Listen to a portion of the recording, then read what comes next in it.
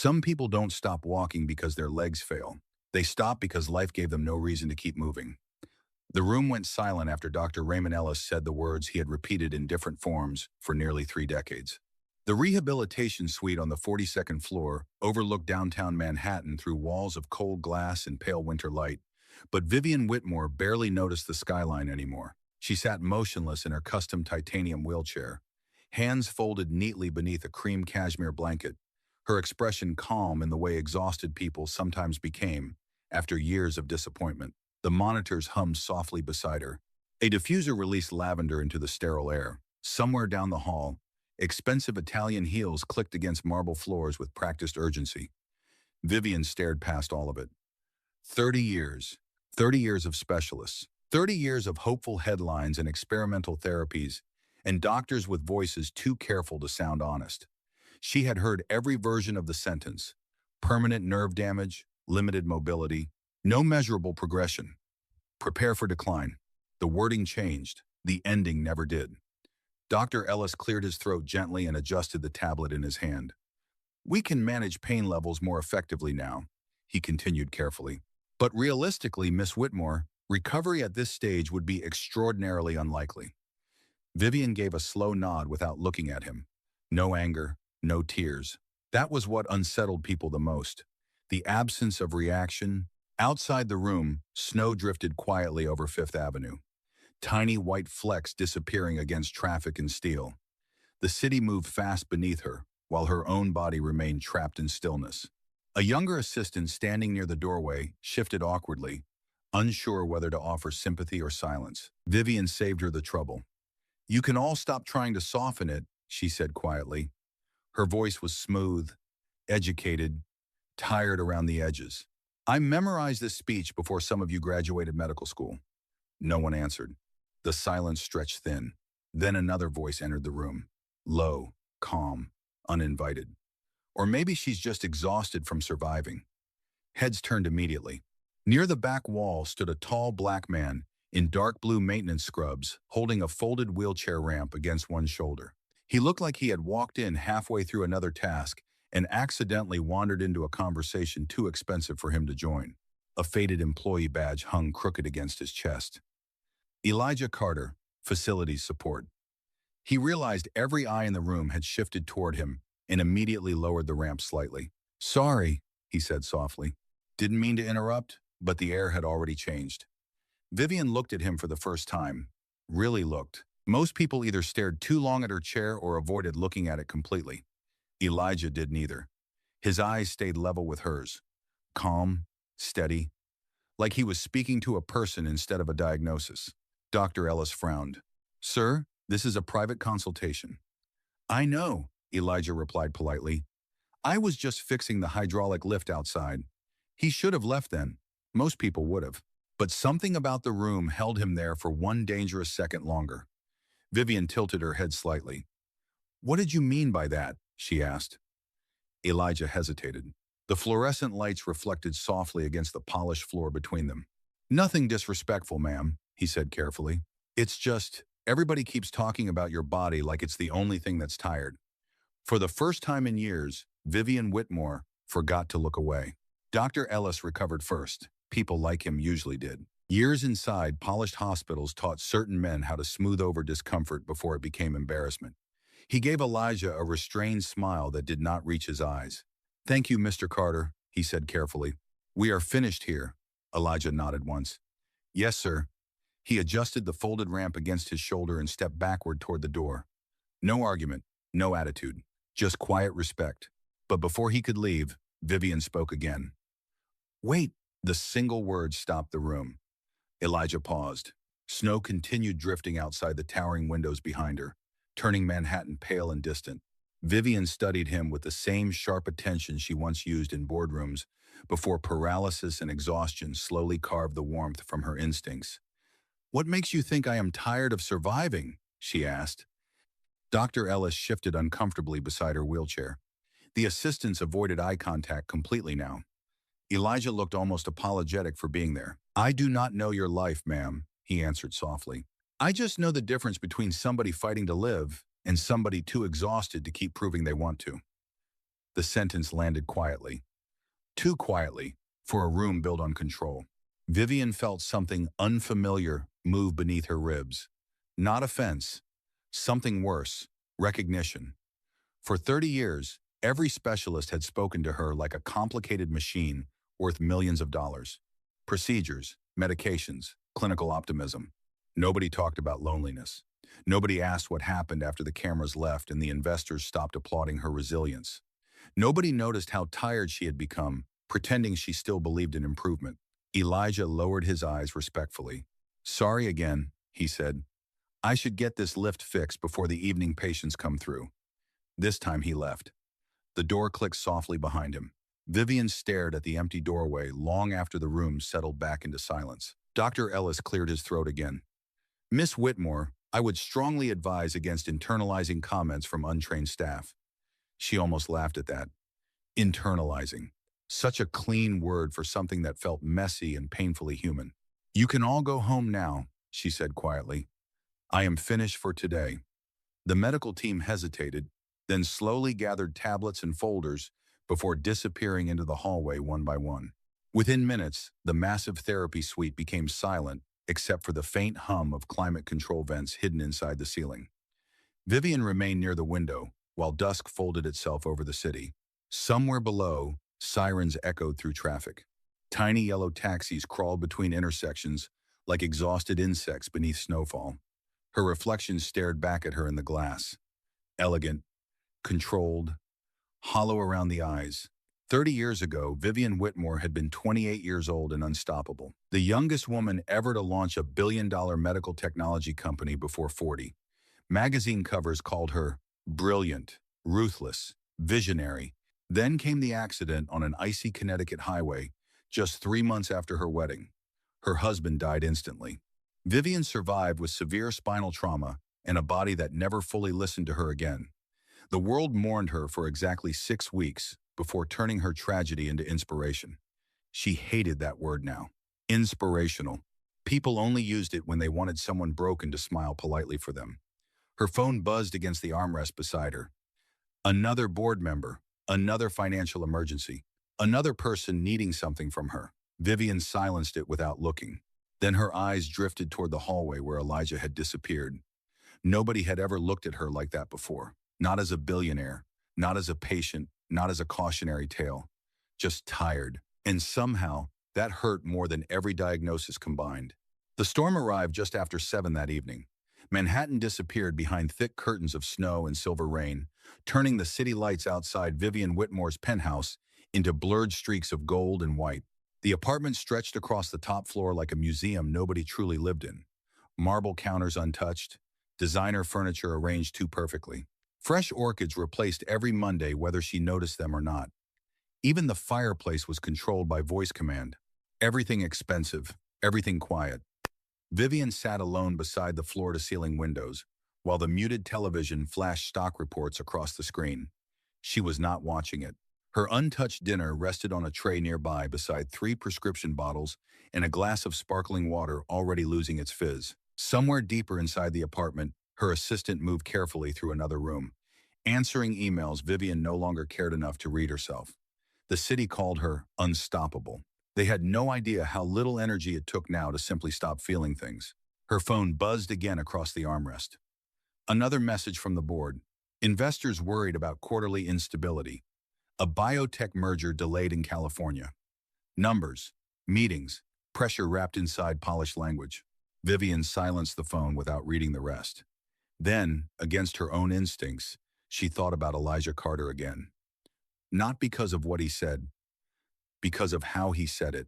Calm, like he was not trying to impress her or save her. Most people either feared her wealth or worshipped it. Doctors spoke carefully around her money. Employees measured every word around her power.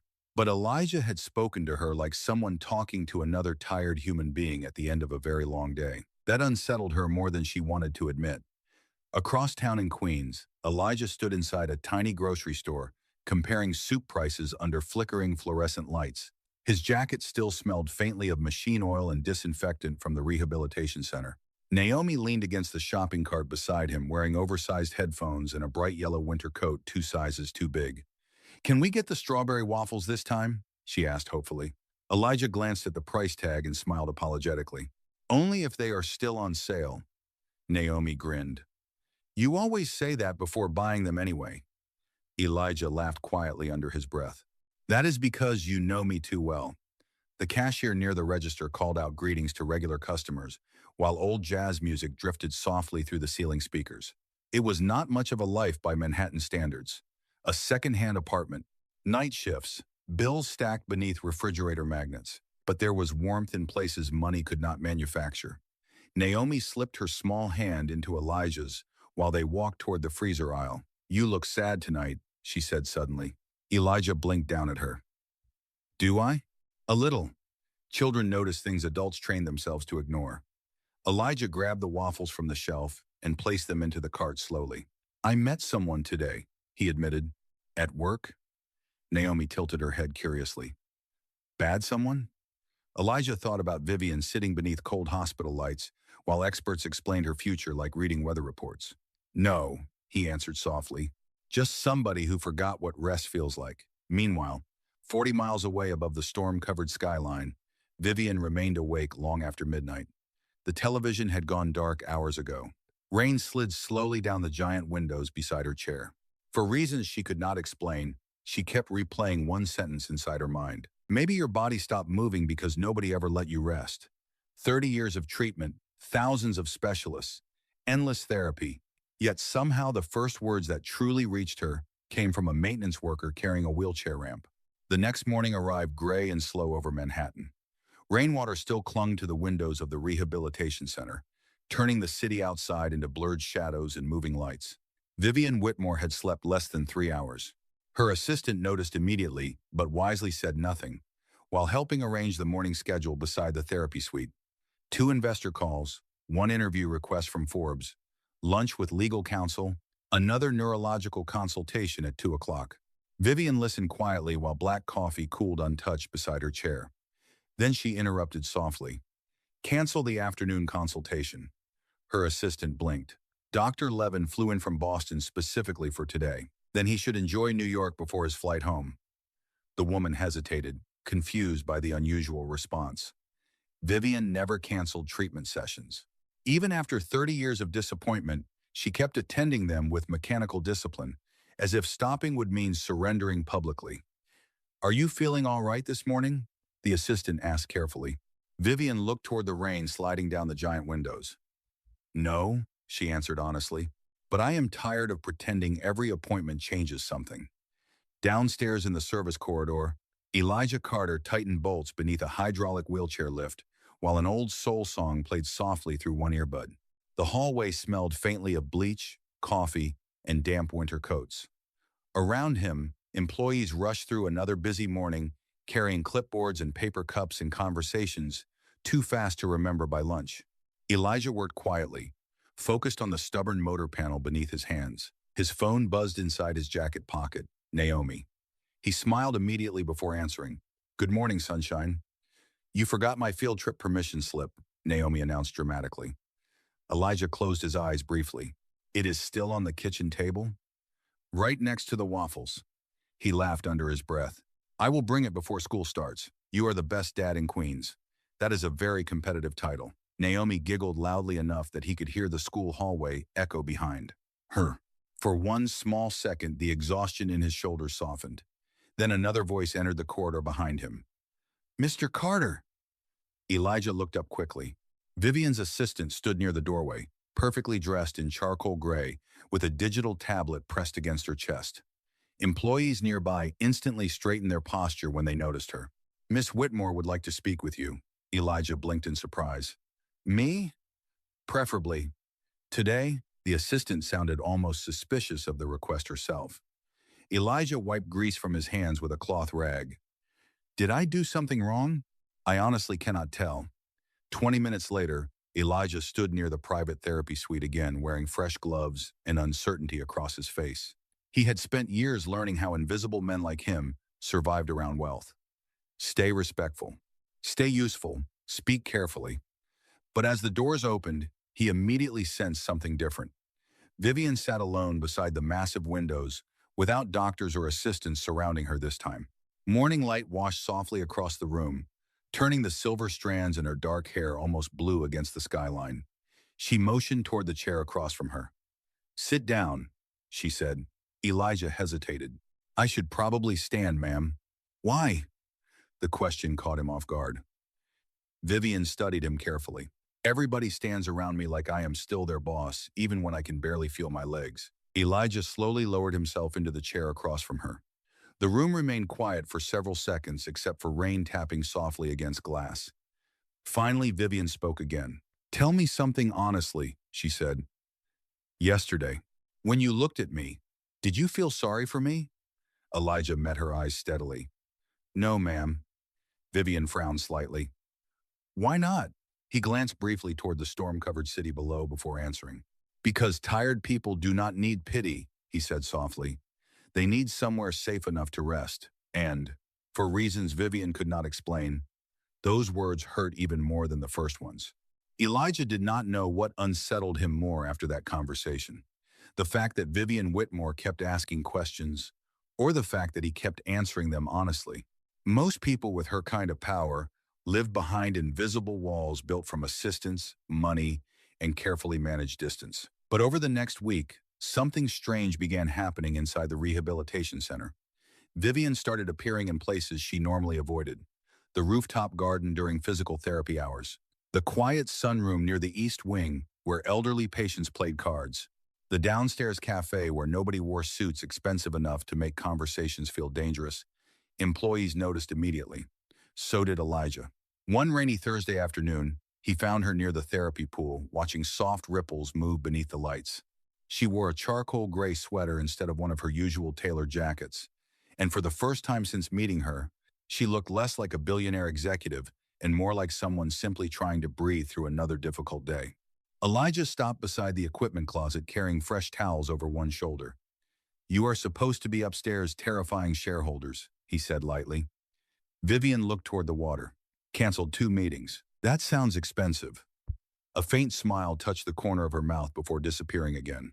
"Apparently, my entire company collapses if I stop answering emails for more than 40 minutes. Elijah leaned against the doorway quietly. "Maybe they should learn how to stand on their own legs, too." The words slipped out before he could stop them. For half a second, he regretted it immediately. Then Vivian laughed, not loudly, not elegantly. Just one surprised breath of real amusement that escaped before she could hide it again. Even she looked startled by the sound. Across the room, a few therapists glanced over in disbelief. Elijah noticed but pretended not to. "You always say things you are not supposed to say?" she asked. "Only accidentally." Another silence settled between them. Softer, this time. Vivian watched the rain streak slowly down the giant skylights above the pool.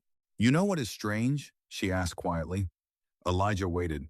30 years of specialists," she said, "and nobody ever talks to me like I am tired. They only talk about progress, recovery, outcomes." Her fingers tightened slightly against the armrest of her wheelchair. "It is exhausting pretending hope still feels inspiring." Elijah lowered the towels onto a nearby bench. "Maybe because everybody thinks successful people are supposed to survive beautifully." Vivian looked at him sharply. The sentence hit too close to somewhere she spent years hiding from. She thought about magazine covers praising her resilience after the accident, charity galas applauding her courage, investors admiring how she built a billion-dollar company from a wheelchair. Nobody noticed how lonely it became performing strength for people who needed her to remain inspirational. "And what if I am tired of surviving beautifully?" she asked softly. Elijah met her eyes. Calm, steady. "Then maybe you are finally being honest?" The rain outside grew heavier, drumming softly against the glass roof overhead. Somewhere down the hall, a patient laughed loudly during group therapy. The sound echoed warm and imperfect through the building. Vivian stared down at the water again. "My husband used to say something similar," she admitted after a long pause. Elijah stayed quiet. "After the accident," she continued softly, "everybody wanted me to become some symbol of perseverance. But Daniel hated that word. He used to tell me surviving was not the same thing as living." Elijah looked away briefly toward the rain. "Smart man." Vivian swallowed slowly. It had been years since she said her husband's name aloud without feeling the room immediately tense around her grief. But somehow, beside Elijah, silence did not feel uncomfortable. It felt safe, and that frightened her more than any diagnosis ever had. Saturday mornings inside the rehabilitation center felt different from weekdays. The elevators moved slower.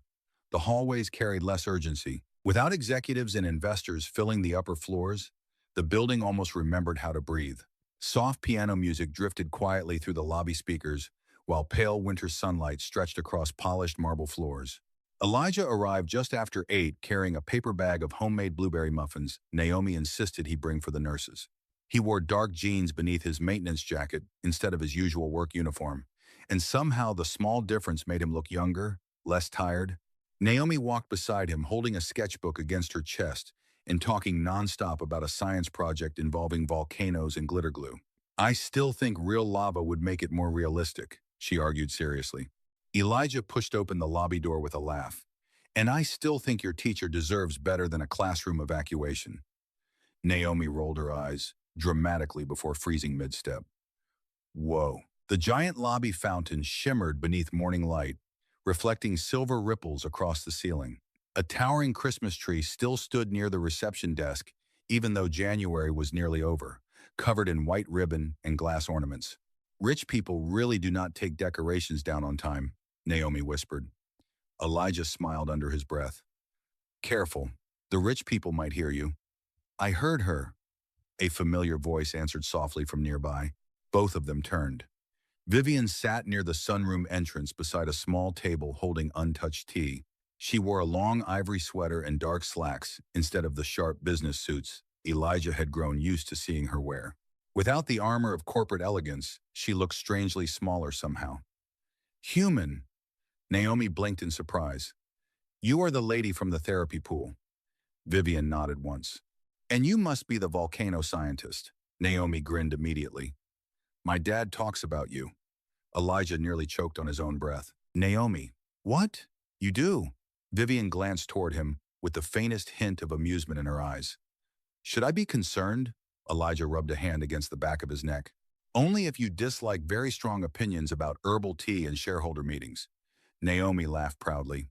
"He says your whole company would survive if everybody just took naps." For the first time in years, laughter escaped Vivian before she could stop it. Warm this time. Real enough that even the receptionist looked over in surprise. Naomi stared at her curiously. "You look different when you laugh," she announced. Vivian tilted her head slightly. "Different good or different scary?" "Different less lonely." The answer arrived so innocently that the entire lobby seemed to pause around it. Elijah lowered his eyes quietly. Children had a way of speaking truth before adults remembered to hide from it. Vivian looked toward Naomi carefully, almost like handling something fragile. "And how exactly does someone stop looking lonely?" she asked softly. Naomi considered this with complete seriousness. "Well, Dad says sad people forget they are allowed to rest." Vivian's breath caught almost invisibly. Elijah stayed silent beside them. Naomi opened her sketchbook suddenly and climbed onto the chair beside Vivian without hesitation. "Look," she said excitedly. "I drew this yesterday." Vivian looked down at the crayon drawing spread across the page. It showed a woman standing beneath bright yellow sunlight beside a giant lake surrounded by flowers. Her dark hair moved in the wind. Her face looked peaceful. Most importantly, she was standing. Vivian stared at the picture without speaking. "That is supposed to be you," Naomi explained proudly. Vivian looked up slowly. "Standing?" Naomi nodded like the answer was obvious. "Dad says sometimes people forget what they can still do because everybody keeps reminding them what they cannot." Silence settled gently around the table. Somewhere across the lobby, coffee machines hissed softly while snow drifted outside the giant windows. Vivian kept staring down at the drawing in her lap long after Naomi moved on to explaining volcano measurements. Because for the first time in years, someone had imagined a future for her without pity attached to it. By the second week of February, small things inside Vivian Whitmore's life had begun changing in ways nobody around her fully understood. The board noticed she stopped scheduling meetings after 7 in the evening. Her assistants noticed she no longer skipped breakfast. The nurses downstairs noticed she started spending time in the sunroom, even on days without therapy appointments. But Elijah noticed something else entirely. She had started breathing differently, less shallow. less guarded. One Tuesday afternoon, soft jazz drifted through the rehabilitation center cafe, while snow melted slowly against the sidewalks outside. Vivian sat near the windows with a tablet balanced on her lap, though she had not read the same page in nearly 20 minutes. Her attention kept drifting toward the lobby where Naomi sat cross-legged on the floor beside a potted palm tree working carefully on another drawing. Elijah adjusted a loose panel behind the reception desk nearby while keeping one eye on his daughter. "You know she likes you," the receptionist whispered quietly while organizing paperwork. Elijah glanced up. "Naomi likes everybody, not the CEO." The receptionist lowered her voice further. "That little girl is the only person in this building who talks to Miss Whitmore like she is normal." Elijah looked toward Vivian sitting near the windows. She was watching Naomi with something soft, hidden carefully, behind her usual composure. "Maybe that is because Naomi does not know how to be impressed by money," he answered quietly. Across the room, Naomi suddenly jumped up carrying her sketchbook. "Miss Vivian," she called excitedly, "I finished the lake picture." Several executives near the elevators visibly froze hearing someone address Vivian so casually. Naomi remained completely unaware of corporate hierarchy as she hurried over beside the wheelchair. Vivian accepted the sketchbook carefully. The new drawing showed the same lake from before, but this time the woman standing near the water was smiling beneath bright sunlight, while another figure stood beside her holding coffee. Tall, broad shoulders, dark jacket. Elijah recognized himself immediately and nearly dropped the screwdriver in his hand. Vivian looked up slowly toward him. "Apparently we have become cartoon characters now." Naomi grinned proudly. "Dad says all good stories need somebody who listens." Something inside Vivian's expression shifted at those words. Not dramatically, just enough for the loneliness around her eyes to soften. She looked back down at the picture. "Your father says very dangerous things sometimes." "Only because grown-ups forget obvious stuff," Naomi replied seriously. Elijah walked over finally, wiping grease from his hands with a rag. "You are bothering important people again?" he asked gently. "I am improving morale," Naomi corrected confidently. Vivian surprised herself by smiling before looking back toward the giant windows overlooking the city. Snowmelt dripped slowly from rooftops outside while late afternoon sunlight painted gold reflections across the glass.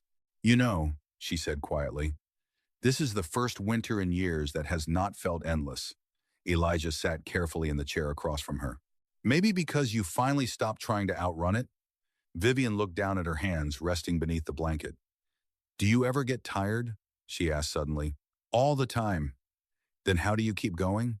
Elijah thought about overdue rent notices hidden inside kitchen drawers, about Naomi's inhaler beside her bed every winter, about waking before sunrise to fix machinery inside buildings full of people wealthier than he would ever become. Then he shrugged lightly. "I stopped waiting for life to become easy before I allowed myself to enjoy it." Vivian stared at him quietly. The sentence settled deep somewhere inside her chest, where decades of ambition and grief had exhausted each other into silence. Nearby, Naomi continued coloring flowers around the lake in bright yellow crayon, while jazz music drifted softly through the cafe speakers. Outside, Manhattan kept moving with its usual speed. But for the first time in 30 years, Vivian Whitmore no longer felt like she was being left behind by it. The power went out a little after 9 on a Thursday night. 1 second, the rehabilitation center glowed with warm light and distant conversation. The next, darkness folded through the building like a heavy curtain dropping across a stage. Emergency backup lights flickered on a moment later, dim and pale along the hallways, but the sudden silence changed everything. Elevators froze between floors. Therapy equipment powered down mid-session. Somewhere downstairs, a patient gasped in surprise before nurses calmly reassured everyone. Elijah was already moving before the maintenance radios fully erupted with overlapping voices. East wing generator failure, pool filtration offline, therapy elevator stuck between levels. He grabbed a flashlight from the wall station and headed toward the lower rehabilitation wing. At a jog. The storm outside had worsened throughout the evening, freezing rain hammering against Manhattan hard enough to rattle windows. By the time Elijah reached the therapy elevators, 2 nurses stood near the sealed doors, looking nervous beneath the red emergency lights. "Who is inside?" Elijah asked quickly. One nurse swallowed. "Miss Whitmore." His chest tightened immediately. The elevator had stopped halfway between floors during one of Vivian's late-evening hydrotherapy sessions. Elijah pressed the emergency intercom button beside the doors. Static crackled first. Then her voice arrived, controlled. Too controlled. I am fine. Elijah closed his eyes briefly. People who were truly fine never sounded like that. It is Elijah, he answered calmly. Maintenance is working on the system now. Silence followed for 2 long seconds. Then quieter this time. I do not like small spaces. He heard it immediately beneath the composure. Fear wrapped tightly inside exhaustion. Elijah turned toward the nurses. Get the backup crank system from storage. They hurried off down the hallway, while he remained near the elevator doors beneath the flickering emergency lights. Vivian, he said gently, talk to me. Another pause. I know this sounds ridiculous. It does not. Her breathing came softer through the intercom now. Uneven. After the accident, there were months in hospitals where I could not move anything except my hands. Rain slammed violently against nearby windows, somewhere down the corridor. Sometimes elevators still feel like that, she admitted quietly. Like my body all over again. Elijah rested one hand against the cold metal doors. You are not trapped back there. That is easy for you to say. No, he answered softly. It is easy because I am staying right here. The hallway remained dim, except for red emergency lights reflecting across polished floors. Somewhere above them, thunder rolled faintly through the city. Elijah slid down slowly until he sat on the floor beside the elevator doors. Calm. Patient. You know what I think? He asked after a while. Vivian exhaled shakily through the speaker. What? I think your body spent 30 years trying to protect you from a world that never stopped demanding things. Silence again. But not empty silence. Listening silence. Elijah stared toward the dark hallway ahead while speaking carefully. Everybody wanted you strong, inspirational, productive. Nobody asked if you were scared. The storm outside howled harder.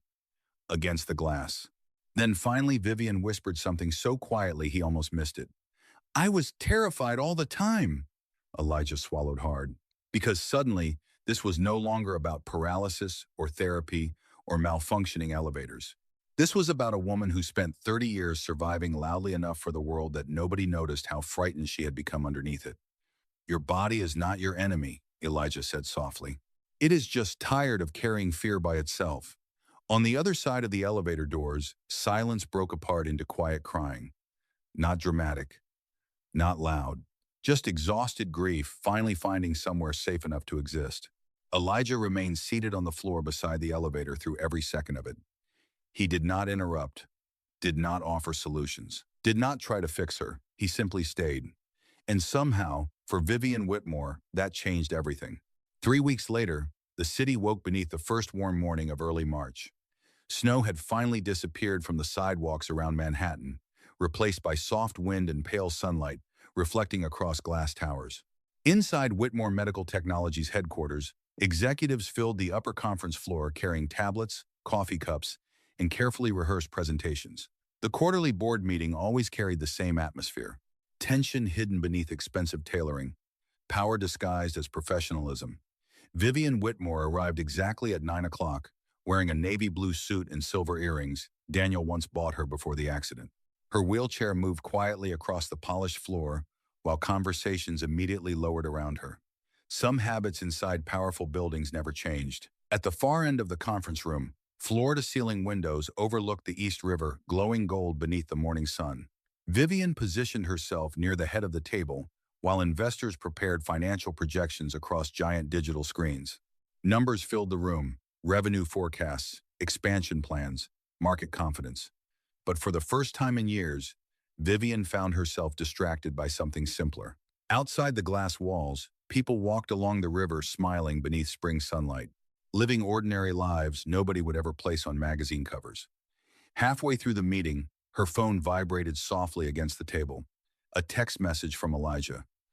Naomi got an A on the volcano project. She says rich people are still weird though. Vivian lowered her eyes briefly, and before she could stop herself, a small smile appeared. One board member noticed immediately and blinked in confusion. Vivian Whitmore almost never smiled during meetings. Miss Whitmore? Another executive asked carefully. Should we continue with the merger projections? Vivian looked up slowly. The room waited for instructions like it had for decades. But suddenly the air felt different around her, lighter somehow. She glanced toward the giant windows where sunlight spilled across the floor. Then, without fully thinking about it, she placed both hands carefully against the armrests of her wheelchair. The movement happened quietly. No dramatic music. No gasps at first. Vivian pushed upward slowly, instinctively reaching for the edge of the conference table beside her. Her legs trembled beneath years of weakness and uncertainty, but they held just long enough. 3 seconds, maybe. 4. Long enough for the entire room to freeze in stunned silence. Vivian herself looked shocked more than anyone, because for 30 years, standing had always belonged to memory instead of possibility. One executive nearly dropped his tablet. Another whispered her name under his breath. But Vivian barely heard any of it. Her eyes remained fixed on the sunlight flooding through the windows while emotion tightened painfully inside her chest. Not because she stood, because for the first time in decades, fear was no longer the heaviest thing inside her body. Slowly, she lowered herself back into the chair. The room remained completely silent. Finally, one board member found his voice. "Miss Whitmore, should we call your medical team?" Vivian looked toward him calmly. Then she smiled again. Softer this time. Peaceful. "No," she answered quietly. "I think I finally stopped fighting myself." Hours later, long after the meeting ended and the executives left whispering in disbelief, Vivian sat alone near the windows watching late afternoon sunlight turn the river gold. Elijah arrived carrying his maintenance bag over one shoulder after finishing a repair call downtown. "Your assistant said you wanted to see me." Vivian looked toward him, standing quietly near the doorway, exactly the same way he had the first day they met. Calm, steady, present. "I stood today," she said softly. Elijah smiled immediately, pride warming his tired eyes, but Vivian shook her head gently. "That is not the important part." He waited. Outside, Manhattan glowed beneath fading sunlight, while traffic hummed far below the tower. Vivian folded Naomi's lake, drawing carefully in her hands before speaking again. "For 30 years, she whispered, people tried to repair my spine." Her eyes lifted toward him slowly. "You were the first person who noticed my heart." Elijah looked down for a second, like the words carried more weight than he knew what to do with. Then he stepped closer beside the window, overlooking the city. "Sometimes people do not need miracles," he said quietly. "Sometimes they just need somebody who stays long enough to remind them they are still worth caring for." Vivian stared out across the glowing skyline while evening settled softly over Manhattan. And for the first time since she was 28 years old, the future no longer felt like something she had to survive alone.